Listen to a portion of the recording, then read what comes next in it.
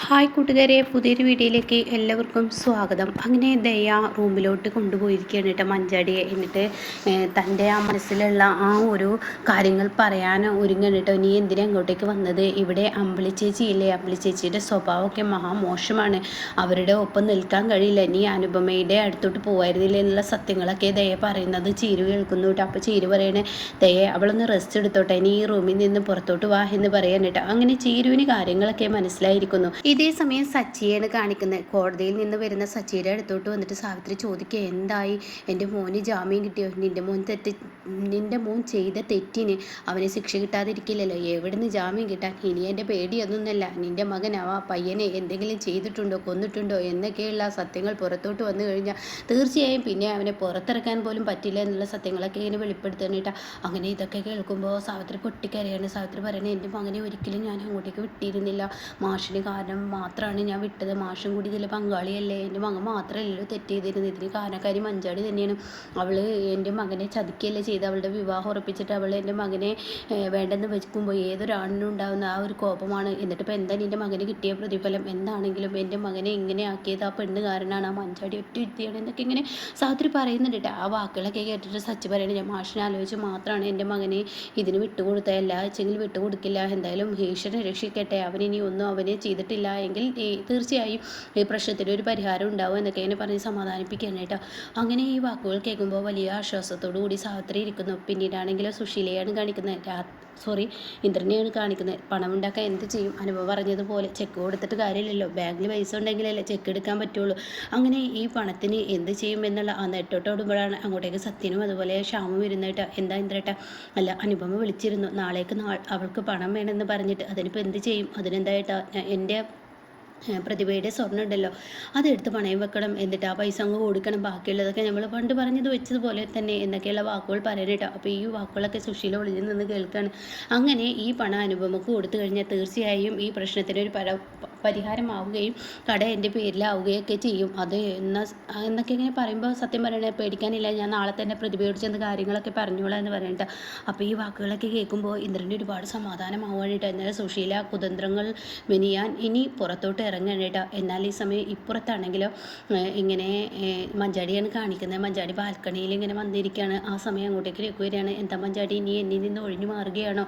എന്നെ പേടിച്ചിട്ടാണ്? അല്ല, അങ്ങനെയൊന്നുമില്ല. എന്നാലും എന്നോട് നീ എന്താ മിണ്ടാത്ത? ഒന്നുമില്ല രഘുവേട്ടാ എന്നൊക്കെ ഇങ്ങനെ പറഞ്ഞ് തുടരുമ്പോഴേക്കും അവിടോട്ട് അമ്പിളി വരികയാണ്. അങ്ങനെ അമ്പിളി വന്നിട്ട് ചോദിക്കാണ്, അല്ല, ഞാനൊരു കാര്യം ചോദിക്കട്ടെ? എന്നെ കേൾക്കാതെ ഇനി രഘുവേട്ടനോട് എന്തെങ്കിലും എനിക്ക് പറയാനുണ്ടേടി, അതുകൊണ്ടാണ് നീ ഇങ്ങോട്ടേക്ക് മാറി നിന്ന് സംസാരിക്കുന്നത്. അത് കേൾക്കുന്ന മഞ്ചാടിക്ക് അത്ര സുഖിച്ചില്ല കേട്ടോ. മഞ്ചാടി ദേഷ്യത്തോടു കൂടി അവിടെ നിന്ന് ഇറങ്ങിപ്പോകുന്ന ആ ഒരു രംഗാണിട്ടാണ് കാണുന്നത്. അകത്തോട്ട് പോകുന്ന ആ ഒരു രംഗാണിട്ടാ ഇത് കേൾക്കുന്ന രഘു. നീ എന്നെ നീ അല്ലാതാക്കി മാറ്റരുത്. അല്ല, നിങ്ങൾ ആ പഴയ രഘു ആവുകയാണോ എന്നുള്ള പേടിയിലാണ് ഞാൻ നിങ്ങളിലോട്ട് ഓടി വന്നത്. ആ പഴയ രഘുവിന് എന്നെ നീ ആക്കരുത്. വല്ലാതെ കെട്ടിയിട്ടുള്ള ജീവിതം അതെനിക്ക് കഴിയില്ല കേട്ടോ. ഒരുപാട് ഞാൻ ക്ഷമിക്കുന്നു. നീ എന്തിനാടി ഇങ്ങനെയൊക്കെ സംസാരിക്കുന്നത്? അല്ല, അവളൊരു പക്ഷേ ഇനിയിപ്പോൾ നിങ്ങളൊരു ഗുണ്ടയായിരുന്നല്ലോ. ആ ഗുണ്ടാപ്പണി നിങ്ങളോട് ചെയ്യാൻ അവൾ ആവശ്യപ്പെട്ടാൽ നിങ്ങളത് ചെയ്യുകയും ചെയ്യും. അവളുടെ ജീവരാജിനെ കണ്ടെത്തുക എന്നുള്ളത് നിങ്ങളുടെ ലക്ഷ്യമാണല്ലോ. നിങ്ങൾ അവളോട് എന്താ പറഞ്ഞത്? ഇതിലെ ഗോകുലം ഒരിക്കലും പ്രതിയാവുമെന്ന് കരുതിയില്ല. അപ്പോൾ നിങ്ങൾ ഇനി എന്തെങ്കിലും ഇറങ്ങി പുറപ്പെട്ടാലോ എന്ന് കരുതിയിട്ടാണ്. എൻ്റെ അമ്പിളി, എനിക്ക് ദേഷ്യം പിടിക്കുന്നത്, വല്ലാതെ അങ്ങ് ദേഷ്യം പിടിക്കുന്നുണ്ട്. നീ ഒരുമാതിരി ആളിതാക്കരുത്. ഞാൻ പഴയ രഘു ആയാൽ ഞാൻ മടിക്കില്ല എന്നൊക്കെ ഇങ്ങനെ പറയാണ്. ആഹാ, എനിക്കൊന്ന് കാണണമല്ലോ നിങ്ങൾ പഴയ രഘു ആവുന്നത്. നിങ്ങൾ എൻ്റെ നിയന്ത്രണത്തിൽ നിൽക്കുമ്പോൾ നിങ്ങൾ എങ്ങനെ പഴയ രഘു ആന എന്ന് പറഞ്ഞ ഉടനെ തന്നെ അതൊക്കെ എന്നെക്കൊണ്ട് ആവാൻ കഴിയും. വെറുതെ എൻ്റെ സ്വഭാവം നീ മാറ്റിക്കരുത് എന്ന് ദേഷ്യത്തോടു കൂടി പറഞ്ഞിട്ട് അവിടെ നിന്നങ്ങ് പോകുന്നു കേട്ടോ. പിന്നീട് പിറ്റേ ദിവസം പ്രതിഭയുടെ വീട്ടിലോട്ട് സത്യം ചെന്നിരിക്കുകയാണ്. അങ്ങനെ കാര്യങ്ങളൊക്കെ തിരക്കാണ്. അപ്പോൾ അവിടെ തന്നെ പ്രതിഭയുടെ അച്ഛനും സുധനും അതുപോലെ അമ്മയൊക്കെ ഉണ്ട്. ആ സമയം ഇങ്ങനെ അനുചേച്ചിയുടെ കട ഇനി ഇന്ദ്രേട്ടൻ വാങ്ങുന്നൊക്കെ വിചാരിച്ചിട്ടുള്ളത്. അതിന് കുറച്ച് പണം വേണം. അതിന് ഞങ്ങൾ മുന്നേ പ്ലാൻ ചെയ്ത് വെച്ചാണ് പ്രതിഭയുടെ സ്വർണ്ണം. അപ്പോൾ പ്രതിഭ പറയാൻ തീർച്ചയായും അത് വേണം. അപ്പോൾ അത് കേട്ട ഉടനെ സുധൻ പറയാം, പ്രതിഭയുടെ സ്വർണ്ണമൊക്കെ എടുക്കുന്നുണ്ടെന്ന്, പക്ഷെ അത് അങ്ങനെ പെട്ടെന്ന് എടുക്കാൻ പറ്റില്ലല്ലോ. അത് കേൾക്കുന്ന പ്രതിഭ പറയുന്നത്, എന്താ അച്ഛാ സത്യേട്ടനോട് ഇങ്ങനെയൊക്കെ സംസാരിക്കുന്നത്? ഞാൻ അതിന് തരില്ല എന്നാ പറയുന്നത് എന്നിങ്ങനെ സുധനോട് ഭാര്യ ചോദിക്കുന്നുണ്ട് കേട്ടോ. ആ സമയം സത്യം പറയണ എന്താ പ്രതിഭയുടെ സ്വർണം തരാൻ വലിയ ബുദ്ധിമുട്ട് എന്തെങ്കിലും ഉണ്ട്? അയ്യോ മോനെ, അങ്ങനെയല്ല, വീട്ടിലെ കാരണന്മാർ അറിഞ്ഞിട്ട് വേണം ഈ സ്വർണ്ണങ്ങൾ തരാൻ, അല്ലെങ്കിൽ പിന്നീട് അതിൻ്റെ പേരിൽ ഒരു പ്രശ്നങ്ങൾ ഉണ്ടാവും. ഞാൻ നാളെ രാവിലെ എൻ്റെ വീട്ടിലോട്ട് കൊണ്ടുവരാം, അതിലാവുമ്പോൾ പിന്നെ ഒരു പ്രശ്നമില്ലല്ലോ. ആയിക്കോട്ടെ, എന്നാൽ അങ്ങനെ ആവട്ടെ എന്നും സത്യം പറഞ്ഞ് അവിടെ നിന്ന് ഇറങ്ങാൻ കേട്ടോ. പിന്നീട് സത്യം പോയതിനു ശേഷം പ്രതിഭ ചോദിക്കുകയാണ്, എന്തിനാ അച്ഛാ സത്യേട്ടനെ ഇങ്ങനെ വേദനിപ്പിച്ചത്? അപ്പോൾ സുധനോട് ഭാര്യയും ചോദിക്കുന്നുണ്ട്, നിങ്ങൾ എന്തിനാണ് അങ്ങനെ ചോദിച്ചത്? സത്യൻ ഒരു നല്ല പയ്യനാണ്, അവനെ പോലെ ഒരു പയ്യനെ നമ്മുടെ മോൾക്ക് കിട്ടിയത് തന്നെയല്ലേ വലിയ ഭാഗ്യമല്ലേ. ഞാൻ ഒന്നുമില്ലാതെ അത് പറയില്ല, ചില കാര്യങ്ങൾ സുശീലയും കൂടി അറിഞ്ഞ് ചെയ്താലേ പ്രശ്നങ്ങൾ ഇല്ലാതിരിക്കുള്ളൂ, അതുകൊണ്ട് ഇത് ഇങ്ങനെയാണ് നല്ലത് എന്ന് പറയാനേട്ടോ. പിന്നീടാണെങ്കിലോ ഈ ഒരു വാക്ക് പറഞ്ഞ് അവിടെ ഇരിക്കുന്ന സമയത്താണ് സുശീലയുടെ ഫോൺ കോൾ വരുന്നത് കേട്ടോ. ഒട്ടും പ്രതീക്ഷിക്കാത്ത ആ ഫോൺ കോൾ തന്നെയാണ് വന്നിരിക്കുന്നത്. അങ്ങനെ സുശീല, ഇത് ഞാനാണ്, സുശീലയാണ്. എന്താ സുശീല വിളിച്ചത്? അതെ, ഞാനൊരു കാര്യം പറയട്ടെ. എന്ത് കാര്യം എന്ന് ചോദിക്കുമ്പോൾ, അതെ, പ്രതിഭയുടെ സ്വർണത്തിന് സത്യൻ അവിടെ വന്നിരുന്നോ? തീർച്ചയായും വന്നിരുന്നു. എന്നിട്ട് നിങ്ങൾ എന്താ പറഞ്ഞത്? അത് പിന്നെ എന്ന് പറയുമ്പോഴേക്കും ഉടൻ തന്നെ ആ സ്വർണം ഒരിക്കലും നിങ്ങൾ പ്രതിഭയ്ക്ക് സത്യന് കൊടുക്കരുത്. സത്യന് അത് ഇന്ദ്രനാണ് കൊടുക്കാൻ പോകുന്നത്. തീർച്ചയായും അത് നിങ്ങളുടെ മകളുടെ സ്വർണ്ണമാണ് നഷ്ടപ്പെടുന്നത്. ഞാൻ പറയുന്നത് പോലെ നിങ്ങൾ ചെയ്യണം.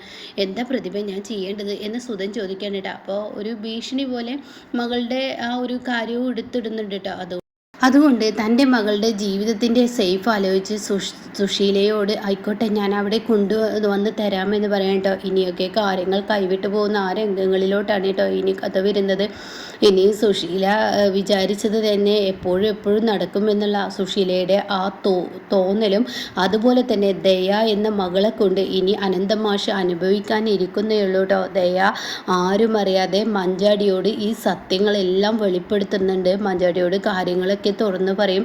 ആ സമയം മഞ്ചാടി ചോദിക്കും, എൻ്റെ അച്ഛൻ ഇതിലുണ്ടോ എന്ന് ചോദിക്കുമ്പോൾ, തീർച്ചയായും അച്ഛനാണ് ജീവരാജിനെ ഇങ്ങനെ ഇല്ലാതാക്കാനും അവിടെ നിന്ന് മാറ്റാനും അച്ഛനാണ് ഗോകുലിന് കൊട്ടേഷൻ കൊടുത്തിരിക്കുന്നത് എന്നുള്ള സത്യം വെളിപ്പെടുത്തുമ്പോൾ മഞ്ചാടിക്ക് സഹിക്കില്ല കേട്ടോ.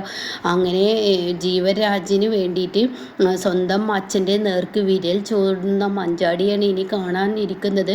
അപ്പോൾ എന്തായാലും മഞ്ചാടി ഇനി ഒരു പാഠം പഠിക്കും. ഈ ഒരു ലെവലിലൊന്നല്ല കഥ വരുന്നത്. ജീവരാജിൻ്റെ യഥാർത്ഥ മുഖം മഞ്ചാടി കാണുകയും അതുപോലെ തന്നെ ദയ എന്ന മകളെ കൊണ്ട് തനിക്ക് വരുന്ന ബുദ്ധിമുട്ടുകളും അത് മനസ്സിലാക്കുന്ന ശബരിയും രാമനാഥനും അത് ഇനി തുറന്നടിച്ച് മാഷിനോട് പറയുകയും പിന്നീട് മാഷിൻ്റെ കൈയിൻ്റെ ചൂടറിയുമ്പോഴാണ് ദയയായി മാറുന്നത് കേട്ടോ. അപ്പോൾ ശബരിനി ദയയെ കൈയൊഴിയും, വേണ്ടെന്ന് വെക്കും. ഇങ്ങനെയുള്ള ക്രൂരതകൾ ചെയ്ത് നീ എനിക്ക് മുന്നിൽ വരണ്ടടി.